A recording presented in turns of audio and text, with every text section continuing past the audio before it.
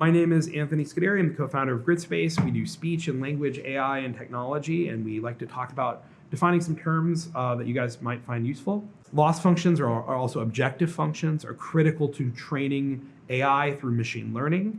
So the first thing you need to understand is that in general, there's two phases. There's the training phase, when the machine learning model is being trained on data, and then the inference phase, where your machine learning model is done and you're using it in an application. And so in the training phase, you need some measure between what you're trying to achieve and what you're currently getting from your model. So imagine you're trying to train a dog to sit, and initially you just wait for it to organically sit, and then you maybe click a clicker and then give it a treat.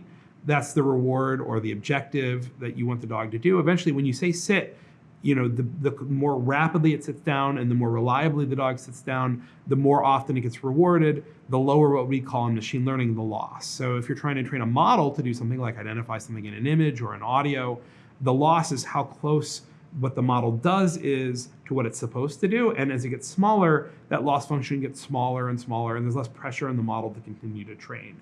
So that's what a loss function is. It's just like when you're trying to train an animal that you might give it positive or negative reinforcement. Similarly, you're measuring the distance between the ideal machine learning model and what it's doing, and feeding that signal back into the training process and using it to optimize the function. If you want to learn more about loss functions, how they're used, make sure to check out our video on stochastic gradient descent. Maybe it's one of these directions. Yeah, thanks for watching. Make sure to mash that subscribe or mash that unsubscribe. Just mash something. Oh yeah, and if there's any terms that you want, make sure to put them in the comments below, or you can email us directly. Hiring that Gridspace.com. Send us the terms that you want to find. Do I get a treat? Yeah. Treat? All right, good.